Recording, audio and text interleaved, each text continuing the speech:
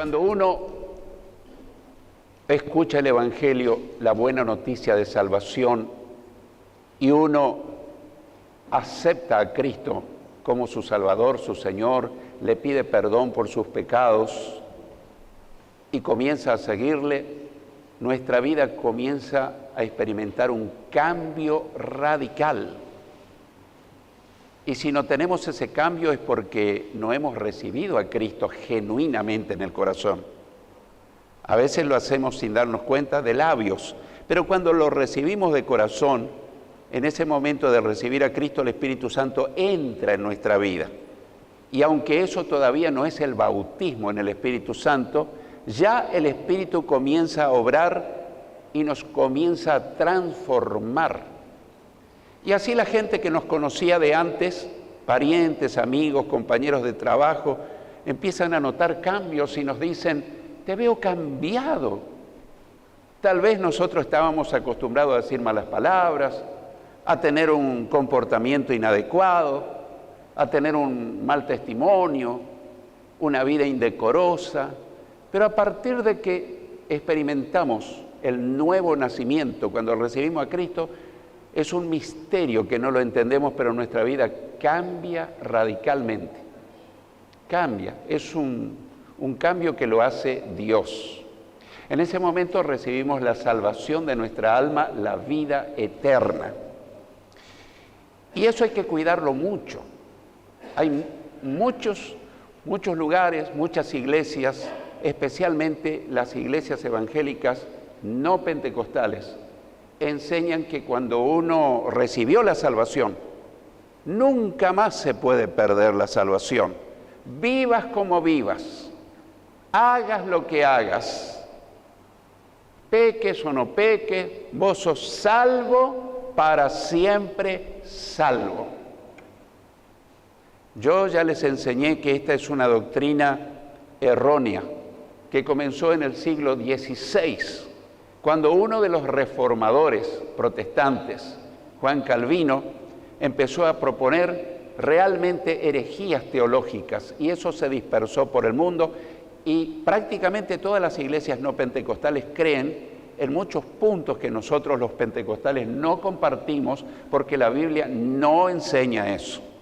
La Biblia enseña que uno debe cuidar nuestra salvación con temor y temblor todo el tiempo de nuestra peregrinación en la tierra hasta el final de nuestros días, para que finalmente podamos entrar al hogar celestial. Entonces, esto es un tema vital, porque en este tiempo, que es un tiempo de apostasía, apostatar quiere decir negar la fe, apartarse de Dios, y los que no son pentecostales dicen, bueno, nunca se convirtieron. Sí, nacieron de nuevo, pero descuidaron, no vivieron una vida de fidelidad, de temor a Dios, y lentamente se fueron enfriando espiritualmente, dejaron de orar, dejaron de leer la Biblia, dejaron de congregarse, dejaron de llevar una vida fiel a Dios, y cuando se dieron cuenta se apartaron de Dios, y hoy casi es imposible hacerlos regresar. Por eso tenemos que prestar mucha atención. Mi anhelo más grande, y más el de Dios, es que todos nosotros lleguemos a la meta final y podamos finalmente entrar al cielo. Alguien podría pensar, pero eso falta mucho. Puede ser que en esta mañana ocurra. Porque si nosotros morimos repentinamente, si somos salvos, si nos hemos mantenido fieles al Señor, en el instante estamos entrando por los portales de gloria del cielo. Nuestro cuerpo va a la sepultura, pero nuestro verdadero ser, nuestra alma, nuestro espíritu van a estar con Dios por los siglos de los siglos de los siglos. Pero si nosotros hemos seguido un tiempo a Dios y luego hemos llevado un cristianismo light, sin compromiso, sin oración, en pecado, un poco en el mundo, un poco en el camino del Señor, cuando morimos vamos al infierno. Es fuerte decirlo, pero no hay que engañar a la gente, hay que decirle la verdad. Entonces, hoy vamos a ver la Biblia bien interpretada, enseña que debemos cuidar nuestra salvación con temor y temblor. Este es el cuarto mensaje que el Señor me está dando. Yo mucho he orado para ver si debo abordar este cuarto tema, pero la Biblia lo declara abiertamente. Así que vamos a comenzar mirando en primer lugar como título: si retrocedemos, nos perderemos. Si seguimos fieles, nos salvaremos. Depende de nosotros. Y se lo quiero probar en la palabra de Dios. En Hebreos, capítulo 10, versículo 39, leemos: pero nosotros no somos de los que retroceden para perdición, sino de los que tienen fe para salvación del alma. Analicemos las dos frases de este texto bíblico. La primera parte del versículo 39 dice: pero nosotros no somos de los que retroceden para perdición. Le está dando ánimo el escritor a los hebreos, le está dando ánimo a los lectores de su carta y a nosotros, para que no retrocedamos, para que no nos quedemos, para que no nos apartemos. Implícitamente está declarando que hay creyentes salvos que retroceden, se apartan del Señor y pierden su salvación. Quiero que te fijes bien en el texto. Pero nosotros, dando ánimo, animando a los hermanos, a los lectores de la carta, que fue dirigida a creyentes salvos, pero nosotros no somos de los que retroceden para perdición, para perder la salvación. La segunda parte del versículo 39 dice: sino de los que tienen fe para preservación del alma, para preservar, para conservar la salvación. Quiere decir que quienes mantienen una fe firme en Jesús perseverarán o conservarán la salvación de su alma. Así que debemos cultivar esa fe firme para no retroceder, para preservación del alma y no perder nuestra salvación. Viene la gran pregunta: ¿cómo hago para no aflojar, para no retroceder, para no quedarme, para no perderme? En Romanos 10:17 dice: así que la fe es por el oír, y el oír por la palabra de Dios. Y uno se pregunta: pero ¿y si uno lee la Biblia todos los días en la casa? Bueno, aquí no me habla de leer la Biblia, aquí me habla de oír la palabra, de oír la palabra de Dios en cada culto. Yo puedo leer en mi casa la Biblia todo el día, pero cuando yo voy a un culto y escucho que un buen maestro, un predicador centrado en la palabra, no doctrina de hombres, me expone la Biblia, me declara las verdades de Dios, mi fe comienza a crecer. Así que es muy importante el congregarse. Yo sé que muchos hermanos tal vez tienen luchas, dificultades, porque también el diablo trabaja para que no nos congreguemos. No es que no tengan buena disposición para congregarse, pero el día que vienen o quieren venir al culto, o se pinchó la rueda de la moto o del auto, o se perdió la llave de la casa, o le llegaron familiares, algo pasó. Todos los días estamos libres, pero el día del culto algo pasa. No crea que es casualidad, es una estrategia del enemigo para que comiences a menguar tu asistencia a los cultos.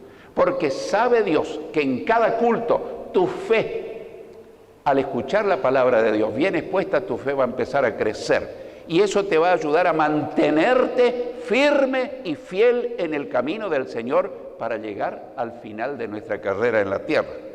Así que pensemos en esto. Tenemos que luchar mucho para asistir a cuantos cultos podamos.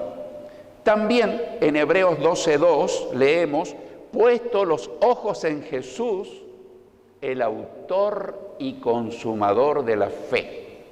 Leo solamente la primera parte del versículo.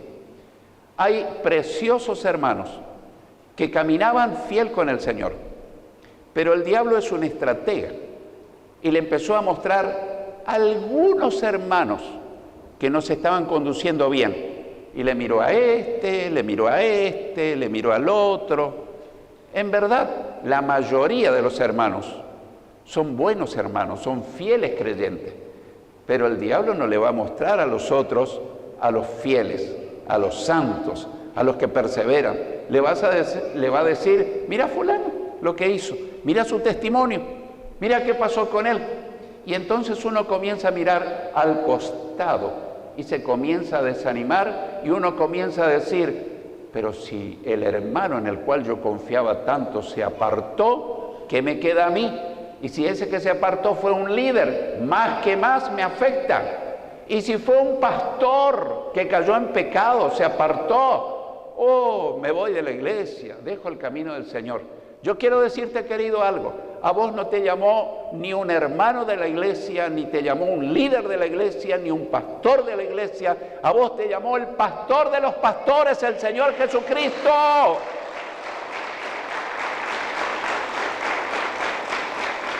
Él te dijo un día, sígueme, sígueme.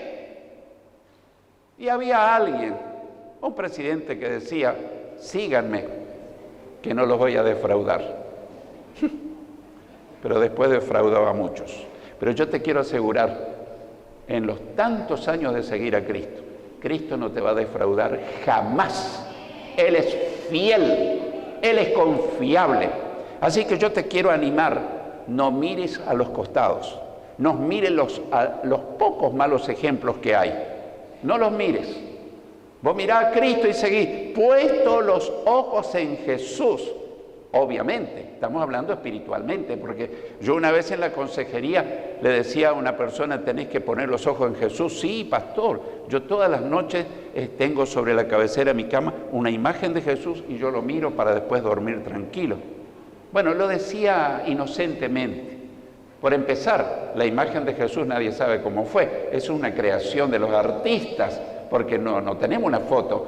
Pero aunque tuviéramos, vos no ponés una foto de tu mamá para decirle, te amo mamá, te va y se la decís personalmente. Así que puesto los ojos espirituales en Jesús, puesto los ojos en Jesús, el autor y consumador de tu fe. Cuando vos asistís a los cultos, cuando vos mirás a Cristo, tu fe comienza a crecer, comenzás a afirmarte en tu caminar y pase lo que pase, vos seguís en tu carrera cristiana y vas a llegar a la meta y finalmente vas a entrar al cielo. El máximo galardón o el máximo premio. En segundo lugar, si rechazamos la gracia salvadora de Dios, nos perderemos. Si rechazamos la gracia salvadora de Dios, nos perderemos. En Hebreos, capítulo 12, versículos 14 al 17 leemos: seguid la paz con todos y la santidad, sin la cual nadie verá al Señor.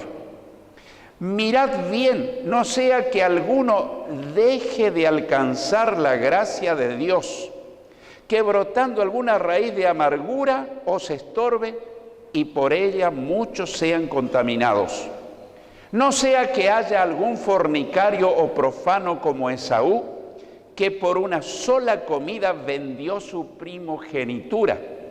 Porque ya sabéis que aún después, deseando heredar la bendición, fue desechado y no hubo oportunidad para el arrepentimiento, aunque la procuró con lágrimas.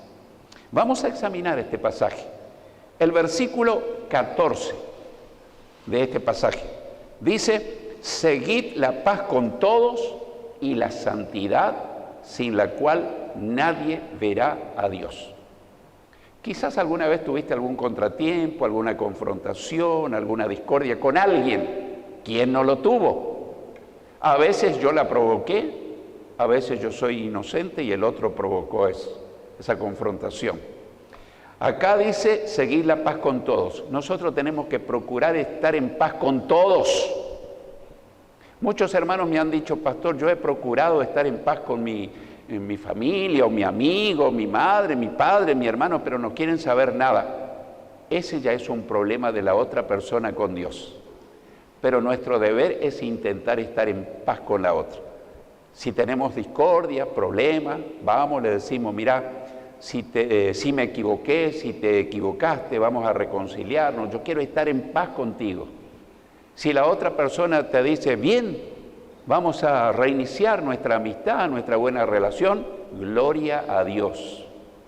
Pero si la otra persona te dice, yo no quiero saber nada con vos, se terminó todo. Bueno, no te desanimes. Dios sabe que fuiste e intentaste estar en paz con otro. Ahora ya el problema no es tuyo, el problema es de la otra persona con Dios. Pero cuando nosotros no buscamos estar en paz con la otra persona, el problema es nuestro. Pero después de haber intentado, los resultados dejamos en las manos de Dios. Así que seguí la paz con todos. Y la santidad, sin la cual nadie verá al Señor. Más claro que eso, imposible. Debemos procurar entonces vivir en santidad, porque aunque seamos salvos, sin santidad nadie verá al Señor. En otras palabras, no entraremos al cielo. O sea que nos perderemos. Fuimos salvos un día, hace 10 años, 40 años, 50 años, pero yo no estoy viviendo en santidad. Estoy viviendo en pecado, estoy viviendo con un pie en el mundo, otro pie en el camino del Señor. Entonces estoy viviendo una vida que me descalifica ante Dios. Y dice, bueno, pero si hablas con un calvinista o que creen que la salvación no se pierde, bueno, pero vos sos salvo, la salvación no se pierde, vos seguís siendo salvo. La Biblia no dice eso.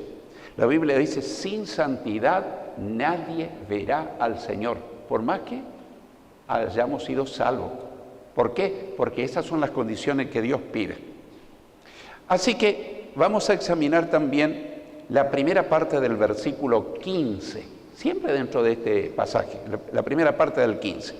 Mirad bien, no sea que alguno deje de alcanzar la gracia de Dios. Mirad bien, no sea que alguno deje de alcanzar la gracia de Dios. Este texto inspirado y toda la carta a los hebreos no va dirigida a personas inconversas, a personas no salvas.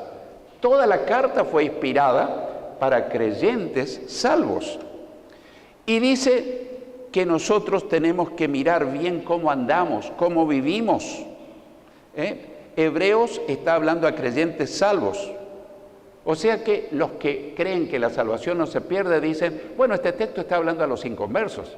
Pero la carta a los hebreos no fue escrita a los inconversos, fue escrita a creyentes, a salvos. Cuando nos arrepentimos de nuestros pecados, los confesamos a Dios y recibimos a Cristo en nuestro corazón como Salvador y Señor, somos salvos en ese momento. Tenemos vida eterna. Si alguien vino al culto y decía, bueno, yo no sabía esto, y en esta mañana aceptás a Cristo, esta mañana volvés a casa salvo. ¿Qué quiere decir? Entrás al cielo, si te da una CB, el Señor te está esperando. No lo deseo, nadie tiene apuro, a menos que alguien diga, pastor, yo estoy apurado, yo quiero llegar al hogar celestial. Y yo digo, bueno, cuando el Señor decida. Yo creo que comparten mi criterio, nadie está apurado. Bueno, cuando nos arrepentimos recibimos, somos salvos.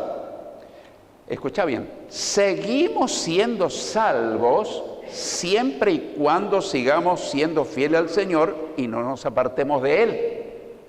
Ese punto teológico, los calvinistas no lo aceptan. Dice, una vez que te salvaste, sos salvo para siempre. No, momentito, esperá. Si es que te apartaste de Dios y no seguís siendo fiel y vivir en santidad, podés perder la salvación. Yo quiero probarlo todo esto, quiero probarlo. En Mateo 24:13, Jesús dice, mas el que persevere hasta el fin, este será salvo. Los calvinistas dirían, es que Mateo 24 más se refiere a la época de la gran tribulación y no a la época de la gracia. Sí, pero el principio espiritual y escritural se mantiene.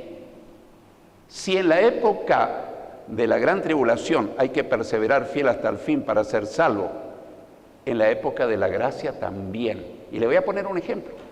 Nosotros no vivimos en la época de la ley, sino en la época de la gracia. En la época de la ley decía, no matarás. Y en la época de la gracia, no quedó anulado eso. Ahora que vivimos bajo la gracia de Dios, no podemos decir, ahora puedo matar, yo ya no estoy bajo la ley. Se mantiene el principio bíblico escritural. Si bajo la ley no podíamos matar, no podíamos cometer un crimen, más todavía bajo la época de la gracia, en la época de la gracia. No sé si me explico, hermanos. Si tenemos que perseverar fieles, o tienen que perseverar en la gran tribulación, porque los de la gran tribulación se van a salvar, pero a un altísimo precio, porque el Espíritu Santo ya no va a estar en la tierra, se va a ir con la iglesia al cielo. Y en la gran tribulación, los que quieran seguir a Cristo, le van a decapitar, le van a cortar el cuello. Y le van a decir, o negás tu fe, o te cortamos el cuello. Y muchos se van a volver atrás. Pero hay algunos que van a decir, prefiero morir antes que negar a mi Señor. Y eso van a ser miles, que son la gran multitud que luego Juan los ve en visión, que están delante del trono de Dios. Pero el que persevere hasta el fin, ese será salvo. Estamos hablando de que la salvación no es que me salvé y listo, puedo vivir como quiero. No, la salvación es condicional. Me salvé, me estoy salvando si persevero, y me salvaré definitivamente cuando entre al cielo. Se lo quiero probar. En Mateo 18, versículos 1 al 3, Mateo 18, 1 al 3, dice, en aquel tiempo los discípulos vinieron a Jesús diciendo, ¿quién es el mayor, el más importante en el reino de los cielos? Y llamando Jesús a un niño, lo puso en medio de ellos y dijo, de cierto os digo que si no os volvéis y os hacéis como niños, no entraréis en el reino de los cielos. Tremendo. ¿A quién le estaba hablando? ¿A paganos? No, a los apóstoles, a sus discípulos. La pregunta es, ¿eran salvos los apóstoles? Ni que hablar. Si eran apóstoles, eran discípulos de Jesús, eran salvos, tenían vida eterna. Pero Él los dijo, momentito, muchachos, si ustedes no se vuelven con un corazón de niños, si se viven peleando como había estado sucediendo por ser el más importante en el reino de Dios, por cosas carnales, si ustedes no se vuelven como niños, no van a entrar finalmente al reino de los cielos. Yo creo que nos queda demasiado claro. Jesús estuvo enseñando que la salvación se puede perder. Eso es lo que le está enseñando. Eran apóstoles, eran salvos, pero condicionalmente. Seremos definitivamente salvos cuando al morir o cuando el Señor Jesús nos venga a buscar en el arrebatamiento y entremos al cielo. Con esta aclaración volvamos a mirar la primera parte del versículo 15. Primera parte del versículo 15 que dice, mirad bien, no sea que alguno deje de alcanzar la gracia de Dios. Dice que debemos mirar bien, que tenemos que tener mucho cuidado. No sea que alguno de nosotros dejemos de alcanzar la gracia de Dios, el favor de Dios. ¿Y de qué está hablando? Del máximo regalo que Dios nos ofrece. ¿Y cuál es el máximo regalo que Dios nos ofrece? La salvación de nuestra alma, la vida eterna. Dios te puede bendecir en todas las áreas de tu vida, pero si finalmente no entras al cielo, ¿de qué habrá valido tantas bendiciones? Si finalmente esto es todo pasajero, pero nuestra meta y la mayor gracia de Dios es el regalo de la salvación, de la vida eterna. Así que tenemos que mirar bien cómo andamos, cómo vivimos. ¿Vivimos agradándole al Señor o agradándome a mí mismo, a mi carne, al mundo? ¿Sigo la corriente del mundo o sigo el camino del Señor? La segunda parte del versículo 15 dice que brotando alguna raíz de amargura os estorbe y por ella muchos sean contaminados.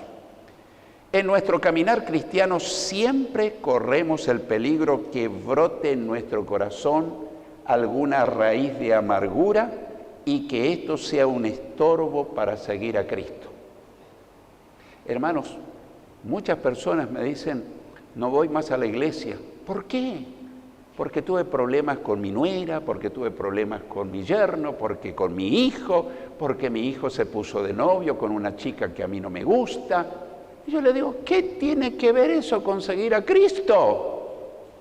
Vos tenés que ir a la iglesia y tenés que seguir a Cristo por Cristo, no por tus relaciones buenas o malas con fulano o mengano porque no te guste una cosa. ¿Me explico, hermanos?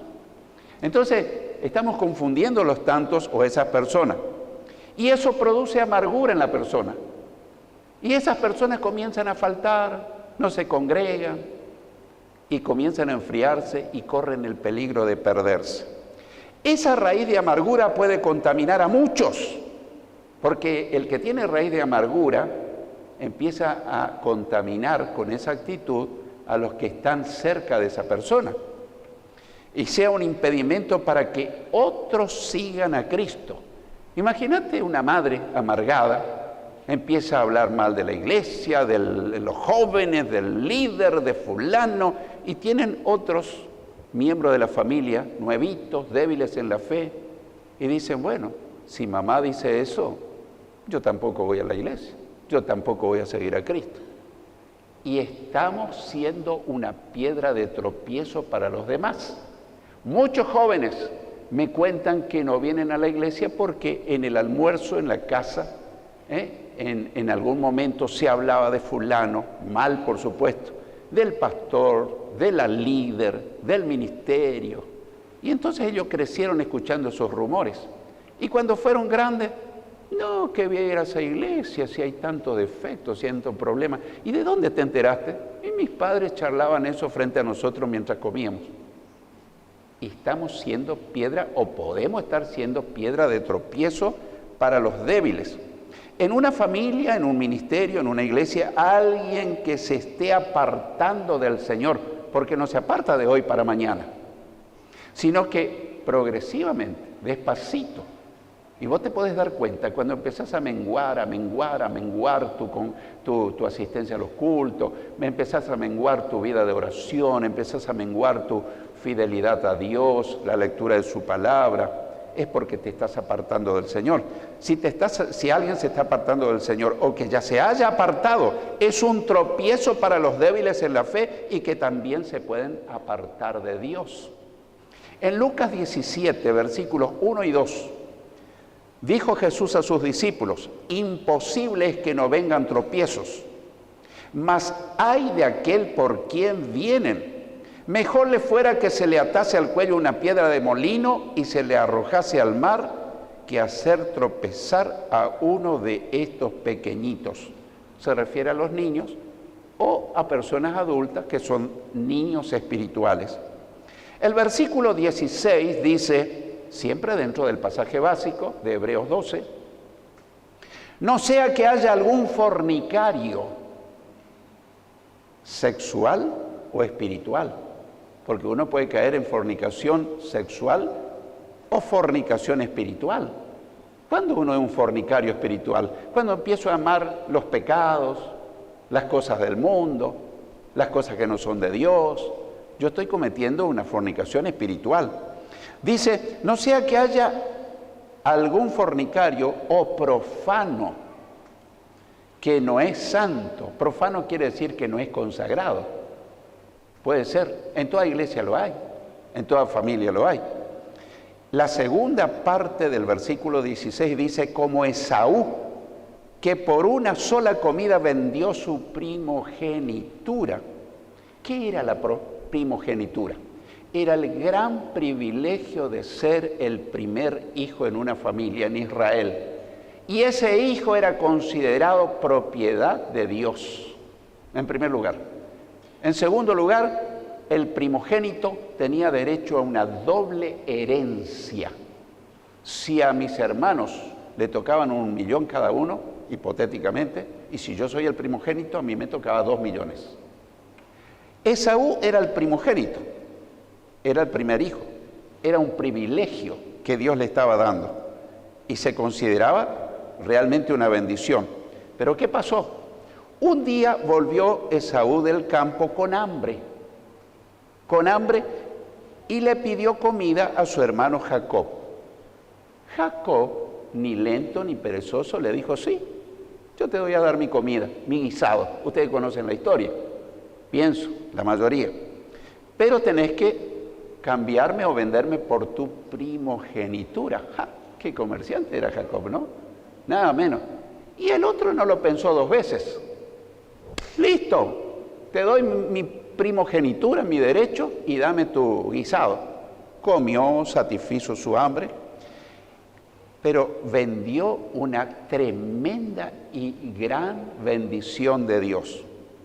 La pregunta es, ¿cuántos creyentes salvos a cambio de un momento de placer, sin pensarlo dos veces, venden su pureza, venden su castidad, venden su virginidad, venden su consagración? Un momento de placer que dura 5 o 10 minutos. ¿Y qué ocurriría si antes de pedirle perdón a Dios mueren repentinamente o el Señor vuelva a buscarnos en el arrebatamiento? Bueno, los calvinistas dirían, no, pero son salvos, para siempre salvos. Ahora yo te pregunto, si alguien muere en pleno acto de adulterio, fornicación o robo, lo que sea, y le toma una ACV y muere, ¿entraría al cielo? ¿Entrarían al cielo los fornicarios, los adúlteros, los mentirosos, lo eso? ¿Y qué pasaría si el Señor viene y le encuentra en un motel con una amante a alguien? Y un calvinista, no, querido hermano, vos sos salvo, para siempre salvo. Pero pastor, no le engañes. Si los fornicarios y los adúlteros no van a entrar al cielo, a menos que se arrepientan. Pero ¿y si no le da tiempo para el arrepentimiento? Cuidado, cuidado. Son salvos para siempre salvos, dicen ellos. Pero la Biblia dice en 1 Corintios 6, versículos 9 y 10, ¿no sabéis que los injustos no heredarán el reino de Dios? No erréis, ni los fornicarios, ni los idólatras, ni los adúlteros, ni los afeminados, ni los que se echan con varones, o sea, los homosexuales, ni los ladrones, ni los avaros, ni los borrachos, ni los maldicientes, ni los estafadores heredarán el reino de Dios. Tremendo, eso enseña la palabra. Pero gracias a Dios que estas personas se arrepintieron de todo corazón, le pidieron perdón a Dios cuando tuvieron la oportunidad y se apartaron de sus pecados. Por eso el siguiente versículo, el 11, dice, y esto erais algunos, mas ya habéis sido lavados, ya habéis sido santificados, ya habéis sido justificados en el nombre del Señor Jesús y por el Espíritu de nuestro Dios. La gran pregunta es, si después que Dios me limpió, me perdonó, me justificó, yo vuelvo al barro del pecado, ¿qué pasaría conmigo? No, yo soy salvo, para siempre salvo. Es un absurdo. Yo tengo que mantenerme en santidad, en pureza, en rectitud y valorar que Jesús me perdonó todas mis fornicaciones, todos mis adulterios, todos mis abortos. Estoy hablando genéricamente, el hombre no aborta, pero a veces consciente que su mujer lo haga. Pero si vinimos a Cristo, nos perdonó todo, todo, todo, todo. ¿Se escucha bien qué digo todo? Todo pecado.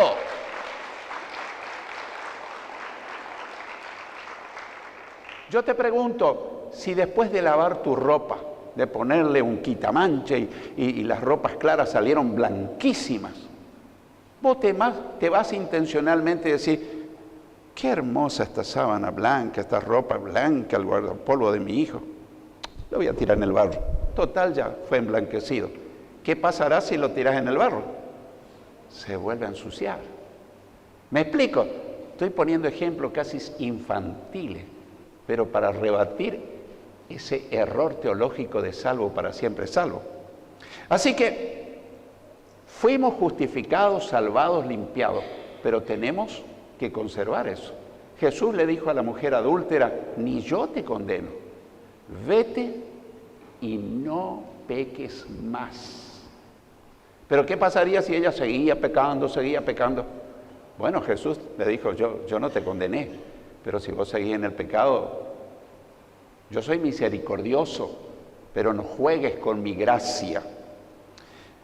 En el versículo 17 dice de Esaú, porque ya sabéis que aún después, deseando heredar la bendición, fue desechado, y no hubo oportunidad para el arrepentimiento, aunque la procuró con lágrimas. La primera parte del versículo 17 dice, porque ya sabéis que aún después, deseando heredar la bendición, fue desechado. Pecó deliberadamente, irresponsablemente, no pensó dos veces. Le atrajo más el plato de comida que su bendición de ser el primogénito. Aunque seguía deseando heredar la bendición que había sido suya y lloraba porque la había perdido. Eso le puede ocurrir a un creyente salvo que peca deliberadamente, irresponsablemente y no tiene tiempo de arrepentirse. La pregunta es, ¿seguirá siendo salvo para siempre salvo? ¿Qué te dice tu sentido común? ¿Qué dice la palabra de Dios?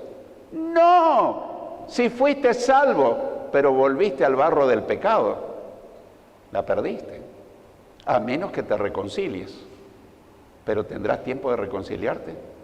No se endurecerá tu corazón, porque llega un momento en que nuestro corazón se endurece, pierde sensibilidad y ya no nos entra el mensaje de la palabra. La segunda parte del 17 dice, y no hubo oportunidad para el arrepentimiento, aunque la procuró con lágrimas. Esaú lloraba, lloraba y lloraba. En realidad Esaú nunca se arrepintió. No lloraba por el dolor de haber pecado. Es bueno llorar cuando uno peca. Pero él lloraba porque perdió la bendición que había sido suya. Ahí está el punto. A veces podemos llorar, pero no por nuestro pecado, sino porque perdimos una bendición de Dios. Y lo que cuenta es llorar por nuestro pecado, confesarle a Dios. Debemos concluir. Debemos cuidar nuestra salvación con temor y temblor todo el tiempo de nuestra peregrinación y aprovechar la oportunidad cuando Dios nos habla y nos llama para perdonarnos, si no estamos preparados para enfrentar la eternidad. Yo te pregunto, no me lo digas, contestate vos mismo. ¿Estás preparado para enfrentar la eternidad? Si el Señor viniera ahora a buscar a su iglesia, ¿estás listo para irte con Él? O le digo, Señor, por favor, dame tiempo, tengo muchas cosas pendientes, quiero arreglar. El que no está listo en ese momento no entra al cielo. ¿O qué pasaría si yo me caí, me morí? No tengo tiempo. Pero este mensaje es un mensaje de esperanza. En Isaías 55, versículos 6 y 7, leemos, buscad a Jehová mientras puede ser hallado. Llamadle en tanto que está cercano. Deje el impío o el pecador su camino y el hombre inicuo sus pensamientos y vuélvase a Jehová, el cual tendrá de él misericordia, y al Dios nuestro, el cual será amplio en perdonar. Hoy Dios tiene misericordia de nosotros.